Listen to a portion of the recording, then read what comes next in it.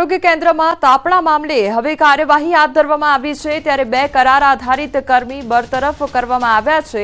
બે કાયમી કર્મચારીઓને કારણદર્શક નોટિસ આપવામાં આવી છે। પ્રાથમિક રિપોર્ટમાં બેદરકારી ખુલતા પગલાં ભરવામાં આવ્યા છે। શાપર આરોગ્ય કેન્દ્રનો આ વિડીયો વાયરલ થયો હતો। શનિવારે આરોગ્ય કેન્દ્રમાં તાપણાનો વિડીયો વાયરલ થયો હતો અને ત્યારબાદ કાર્યવાહી હાથ ધરવામાં આવી છે।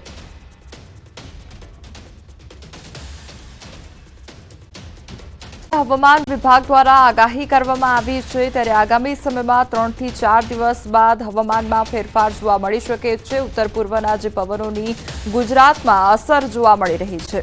प्रेस कॉन्फ्रेंस करवामा आवी रही है सीधा जयशु ते न्यूनतम तापमान दर्ज किया गया। सबसे न्यूनतम तापमान नलिया में 6 डिग्री सेल्सियस दर्ज किया गया है। साथ ही अहमदाबाद में 14.5 डिग्री सेल्सियस तथा गांधीनगर में 11.5 डिग्री सेल्सियस तापमान दर्ज किया गया है। आने वाले 5 दिनों तक 4 से 5 दिनों तक पूरे गुजरात में सभी जगहों पे तापमान में 2 से 3 डिग्री की बढ़त देखने को मिलेगी मोस्ट ऑफ द जगहों में। और इसका जो मुख्य कारण है वो ईस्टर्लीज का इफेक्ट जो है देखने को बनेगा, जिसकी वजह से जो है 2 से 3 डिग्री का जो है तापमान ये बढ़ रहा है। और इसमें कंटिन्यूसली WD का भी जो है इफेक्ट एड ऑन रहेगा, जिसकी वजह से तापमान में बढ़ोतरी रहेगी। उसके बाद जो है तापमान में थोड़ी गिरावट देखने को मिलेगी 4 से 5 दिनों के बाद। साथ ही बात करें हम अहमदाबाद और गांधीनगर के लिए, अगले 24 घंटों के लिए 15 डिग्री अहमदाबाद के लिए और गांधीनगर 13 डिग्री सेल्सियस तापमान न्यूनतम तापमान रहने की संभावना है। विंड डायरेक्शन जो है अभी एज ऑफ नाउ जो है पूरे गुजरात में जो विंड डायरेक्शन है मोस्ट प्रोबेबली जो सौराष्ट्र एरिया है उसमें जो है नॉर्थ ईस्टर्ली जो विंड्स का इन्फ्लुएंस है। और गुजरात रीजन में mostly north east to easterlies wind है और आगे आने वाले दिनों में ईस्टर्लीज और साउथ ईस्टर्लीज भी देखने को मिलेंगी, जिसकी वजह से तापमान में राइजिंग ट्रेंड रहेगा।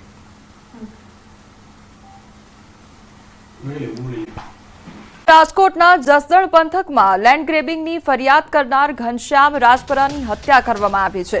મૃતક ઘનશ્યામ રાજપરા કે જેમણે ગેરકાયદેસર બાંધકામ અંગે અરજીઓ કરી હતી, જેથી જસદણ પંથકના 7 જેટલા લોકોએ કુહાડી તેમજ ધોકા વડે ઘાતકી હુમલો કર્યો હતો, જેમાં ગંભીર રીતે ઇજાગ્રસ્ત થતા રાજકોટ સિવિલમાં ખસેડાયા હતા, જ્યાં તેમનું મોત નીપજ્યું છે।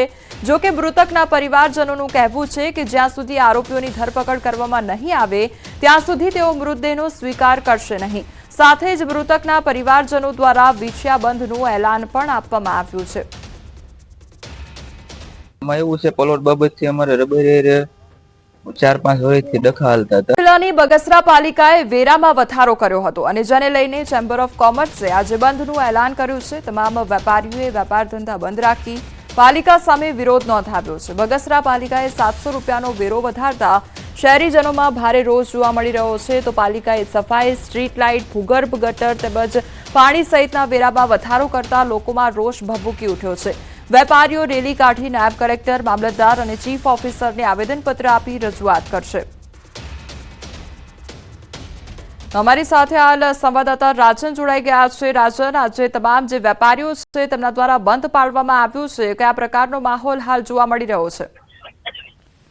कोमल, आम जोवा जईए तो अत्यारे चारे तरफ मोंघवारीथी प्रजा पीसाई रही छे। आवा समये बगसरा नगरपालिकाए एक साथे 700 रूपियानो वेरा વધારા करता बगसराना लोको द्वारा रोष व्यक्त करवामां આવ્યો છે। Very association, chamber of commerce જેવી સંસ્થાઓ છે તેમણે બગસરા બંધનું એલાન આપવામાં આવ્યું છે।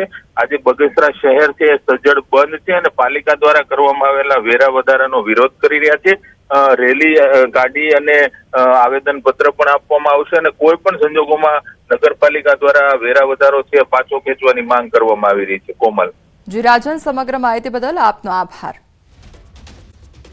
तो दाहोदમાં ધુમણી ગામે નિવૃત્ત પીએસઆઈ પર અન્ય પોલીસકર્મી દ્વારા હુમલો કરવામાં આવ્યો। પોલીસકર્મી અને તેમના પરિવાર પર હથિયારો સાથે હુમલો કરવામાં આવ્યો છે। પાર્કિંગ બાબતે ઝઘડો થયો હતો અને ઝઘડો થયાની અદાવતમાં હુમલો કરવામાં આવ્યો। નિવૃત્ત પોલીસકર્મી પરિવાર સાથે ઘરે બેઠા હતા ત્યારે અચાનક જ પોલીસકર્મી નિલેશ માવીએ ટોળા સાથે હોવાનો નિવૃત્ત ઇજાગ્રસ્ત પોલીસકર્મીએ દાવો કર્યો હતો, તો ઇજાગ્રસ્તોને સારવાર માટે હોસ્પિટલ ખસેડવામાં આવ્યા છે। સમગ્ર મામલે લીમખેડા પોલીસે તપાસ હાથ ધરી છે, તો આરોપી નિલેશ માવી ગોધરા ખાતે પોલીસમાં ફરજ બજાવે છે। અને બીજા 6 થી 7 માણસો એને ઘેર આવેલા હતા। સવારથી આખો દિવસ અમારે આગળ ચક્કર માર કરતા હતા એ લોકો. अच्छा હા પછી એ સમયે એ લોકોએ ગરદાપટ્ટીનો માર મારવા માંડી ગયા મને. પહેલા મારા ભાઈને એરેસ્ટ કર્યો, ત્યારબાદ એને છોડાવવા હું આવ્યો, પછી એમની પત્ની આવી, પછી મારા નાના ભાઈની બહુ આવી, મારો નાનો ભાઈ આવ્યો, એને બધાને અમને એ લોકોએ ગરદાપટ્ટીનો માર માર્યો અને રોડ ઉપર ઘસીડ્યો મને. બીઆરટીએસ બસ પર પથ્થરમારો કરવામાં આવ્યો છે. બસના ડ્રાઈવર સાથે વાહન ચાલકોએ મારામારી કરી અને ટ્રાફિકમાં હોર્ન મારતા વાહન ચાલકોએ હુમલો કર્યો તો પથ્થરમારાથી બસને મોટું નુકસાન પણ સર્જાયું છે. સહારા દરવાજા સ્મીમેર હોસ્પિટલ નજીકની આ ઘટના સામે આવી છે, જ્યાં બસ પર પથ્થરમારો કરવામાં આવ્યો, જેમાં બસને મોટા પાયે નુકસાન સર્જાયું છે. તો સુરતનો આ સમગ્ર મામલો સામે આવ્યો છે, જ્યાં સામાજિક તત્વોનો આતંક વધ્યો હોય તે પ્રકારની પરિસ્થિતિ જોવા મળી છે, કારણ કે એક નજીવી બાબતે આ હુમલો કરવામાં આવ્યો છે બસ પર, અને જેના કારણે બસના જે બારીના કાચ હતા તે પણ તૂટી ગયા હતા. બસને મોટા પાયે નુકસાન થયું હતું. તેમજ ચૂકવવા વીમાના 1.26 કરોડ પડાવવા કારસ્તાન રચવામાં આવ્યું અને સ્મશાનમાંથી મૃતદેહ બહાર કાઢવામાં આવ્યો અને ત્યારબાદ કાર સાથે સળગાવી દેવામાં આવ્યો. 3 સાગરીતોની અટકાયત કરવામાં આવી છે, જ્યારે મુખ્ય આરોપી ફરાર છે. વડગામના ધનપુરા નજીક સળગીને ભડથું થયેલી કારમાંથી ભડથું થયેલી હાલતમાં મળેલો માનવ કંકાલ જોવા મળ્યો અને મૃતદેહ હોવાનું ખુલ્યું. ત્યારે ઢેલાણા ગામના ભગવાનસિંહ નામના વ્યક્તિએ વીમાનો ક્લેમ પાસ કરાવવા આખું કારસ્તાન ઘડ્યું હોવાનું સામે આવ્યું છે. જે ડેડ બોડી જે છે તે એક રમેશભાઈ કરીને વ્યક્તિની છે કે જે વ્યક્તિ આજથી 4 મહિના અગાઉ ઓલરેડી મૃત્યુ પામેલા છે. દલપતસિંહ ઉર્ફે ભગવાનસિંહ પરમાર દ્વારા અને તેના 3 ઈસમો દ્વારા ખૂબ મોટા પ્રમાણમાં લોન લીધેલી હોય, એ લોન ભરપાઈ ના થતાં આ લોકો દ્વારા દલપતસિંહ ઉપર 1 કરોડનો અકસ્માત મૃત્યુ વીમો લેવામાં આવે છે, તથા સાથે સાથે LICની એક 26 લાખની પોલિસી લેવામાં આવે છે અને એક ગુનાહિત કાવતરું રચવામાં આવે છે કે જેમાં સ્મશાનમાંથી એક ડેડ બોડીને લઈ આવી કારમાં ગોઠવવામાં આવે છે અને ત્યારબાદ રાત્રે એ કારને સળગાવી દેવામાં આવે છે અને ત્યારબાદ એવું પ્રસ્થાપિત કરવાનો પ્રયત્ન કરવામાં આવે છે કે અકસ્માત પર તેમનું મૃત્યુ થયેલું છે. ખરેખર પોલીસે જે CCTV કેમેરા ચેક કરીએ છે તેમાં અન્ય ઈસમો એમને રાત્રિના સમય થતાં વહેલી સવારે એમને બાઇક ઉપર છાપી વિસ્તારમાં મૂકવા જતા અને ત્યારબાદ એમને આગળ ક્યાંક લઈ જતા એવું સ્પષ્ટ દેખાઈ આવે છે. અન્ય 3 ઈસમોની પોલીસે ધરપકડ બી કરેલી છે અને તેમની ઉપર ગુનો બી નોંધેલો છે.